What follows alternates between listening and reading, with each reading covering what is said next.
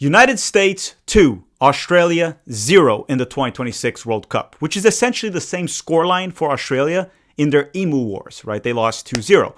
But anyhow, we spent a whole week having to listen to Australians saying that the United States was not respecting the Australian national team, that we were cocky, we were arrogant, which is all a load of crap. Everyone was respecting the Australian national team. It was like one CBS pundit that like 7 months ago made fun of them during the group stage draw, Mike Grella. And honestly, what he said wasn't even a big deal. Okay, so Australians try to downplay us. One of their golden generation players was kind of making fun of our generation, saying that theirs was much better, even though their golden generation didn't really accomplish anything. What else? One of their players said that they never wanted to win this game so badly. They made up a fake rivalry. And ultimately, we did the talking on the field with a win. With that said, that's enough for Australia. I don't have anything else to add there. They lost. They can take the L. I'm also going to be respectful to them, so I'll end it at that. So, with that said, what did we learn? Hello. If you're new here, I'm Filippo, and welcome to Tactical Manager TV. And welcome to the 7 Things We Learned series, where every single day following a U.S. men's national team game, we tell you 7 things that we learned. And that's all. Let me know in the comment section down below, what did you learn from United States 2, Australia 0? Also, I have a few requests for you. One is to hit the like button. That's a great way to support the channel for free. And thank you very much, everyone that tuned in the live watch along. We got over 2,000 likes in the live watch along, which is the first time we've ever done so. So thank you very much for that. And also, make sure to follow us on Instagram. We're trying to grow the Instagram account, and we do post more shorts there. So if you can, follow us on Instagram. The handle is Tactical Manager TV. If you want to. If you don't want to, it's okay. I don't judge. I still love you. With that said, this video is brought to you by Underdog, but more on that later. Let's roll the intro and start with lesson number 1.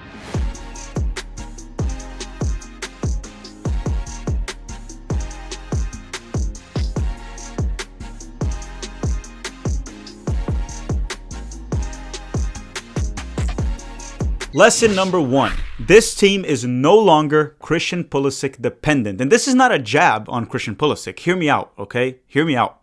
Back in 2022, every single goal we scored in the World Cup was because of Pulisic. He got the assist on the first goal that we scored against Wales, scored by Tim Weah. He scored against Iran. And then against the Dutch, he got the assist on the goal that Haji Wright scored.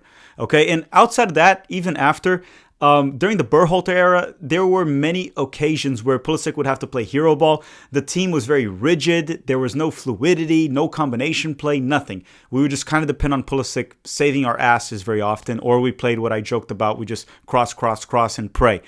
This team is not like that, and we don't depend on Pulisic anymore to score goals or to win games. We played 2 games in this World Cup. Pulisic played only 45 minutes. We still have scored 6 goals. In this game, we played without him. And we got 2 goals on the Australian team that is a very good defense. What Pulisic does now is he elevates this team, as it should be. We shouldn't depend on one player. And having Pulisic as a guy that elevates us is fantastic. Now, will we need him if we want to make a deep run in the World Cup? Absolutely. But we no longer depend on Pulisic.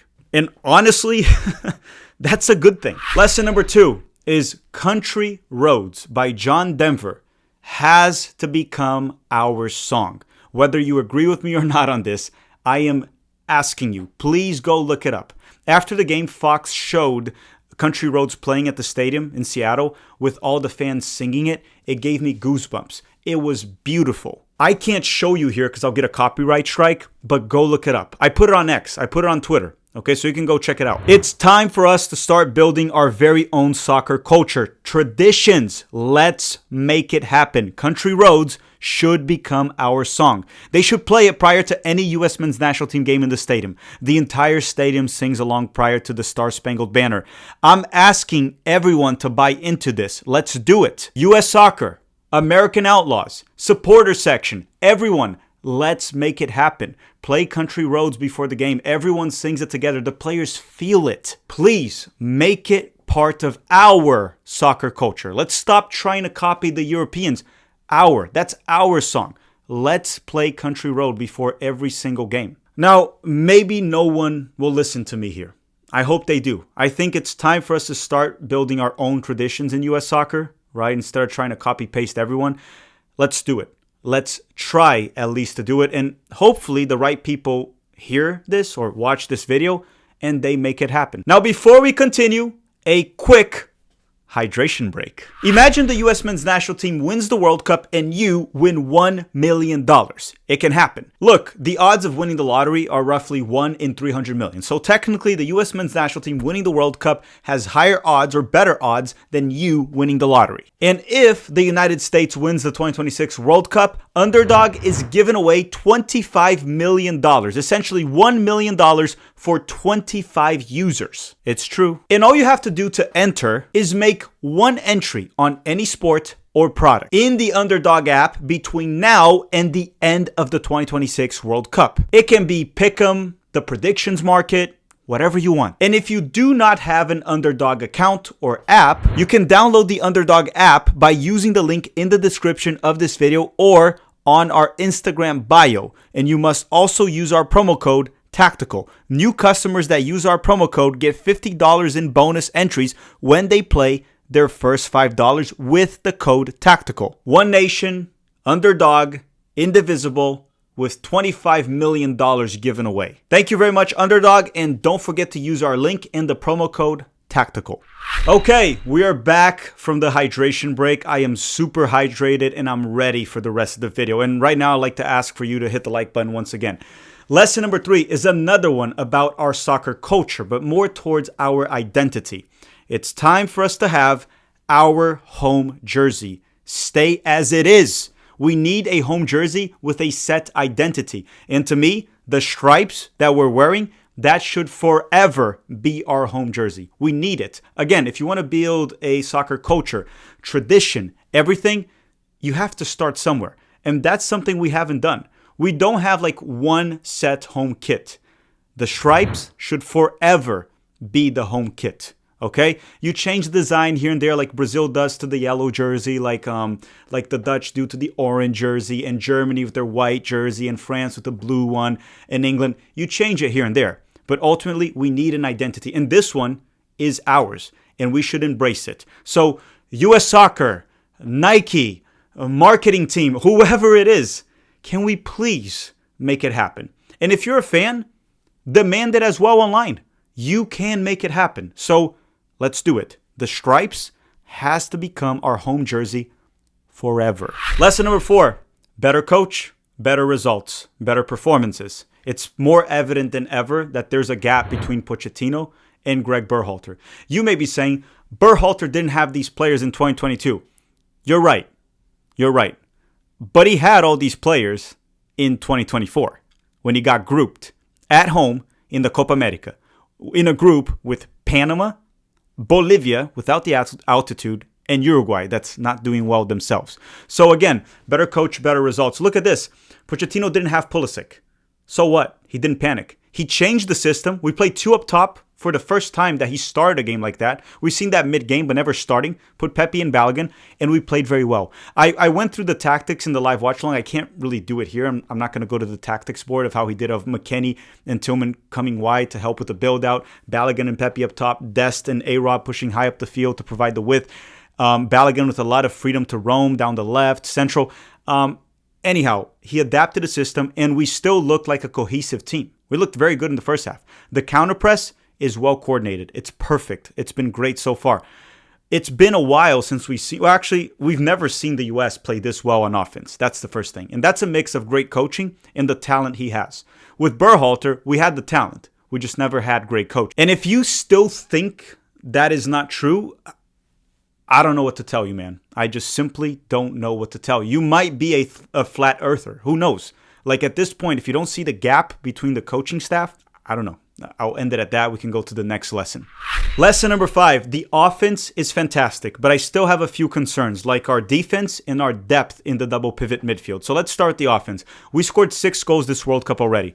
From what I can remember, the most goals we scored in the World Cup, at least in my lifetime, was in 2002. We scored 6 goals, right? All the way till the quarterfinals. So that's 5 games, and we scored 6 goals. And that was a good World Cup. Right now, we already have 6 goals in 2 games. And we have at least one more group stage game against Turkey and at least one knockout game because we have already advanced from the group stage, right? At least. Possibly 3 more games. So we're going to break that record. The offense is fantastic, free-flowing, fluid. We create through crosses, through the middle, set pieces, everything. The defense is still looking shaky. And I think the reason the defense hasn't been fully exposed yet is, one, we're counter-pressing tremendously well. And we're going to continue to do that. So that I'm not concerned. But I also don't think we faced an opposition with the quality up top to punish it. I'm concerned when we play a team with very good pacey wingers, like a Belgium, like France, like even Brazil at this point. So the defense is still a problem. We'll see how it goes. And to pull an upset, they have to be a little bit better. We still have time. Now, the double pivot depth that I'm concerned about is you have Tillman and Adams that can play there. McKennie technically could as well. But after that, you have Berhalter and Roldan. Roldan, there's no way he can play in the World Cup. Berhalter, I'm not sure yet. He was good against Paraguay, but Berhalter looked out of his depth against Australia. Bad giveaway, almost gave a penalty kick, was getting pushed around way too easily. So I don't know. I'm not sure. I wouldn't trust Berhalter to start, for example, in the knockout round. So if Tyler Adams can't go for some reason, suspension, injury, kind of screwed. So the double pivot depth concerns me even more than the defense. Lesson number 6 is about Malik Tillman. Now, I want to shout out Alex Freeman because he was fantastic once again. And I don't have enough lessons to talk about Freeman. So I'm going to talk about Malik Tillman because to me, he's been probably our best player. I know this may sound crazy because he didn't score or whatever. People sometimes just look at that. Who scored? Who got an assist? He's pulling the strings in the midfield. He knows when to accelerate the game, when to slow down the game. His counter-pressing has been unbelievably good, which is quite impressive. His tracking back has been unreal. He's just been fantastic, Malik Tillman. And I'm quite impressed because he never played like this for the U.S. men's national team. But this World Cup, this is the best version I've seen from Malik Tillman for club and country. Lesson number 7 is actually one more request from myself to you. I've asked you to hit the like button. You have done that. I've asked you to comment, what did you learn? You probably did that already.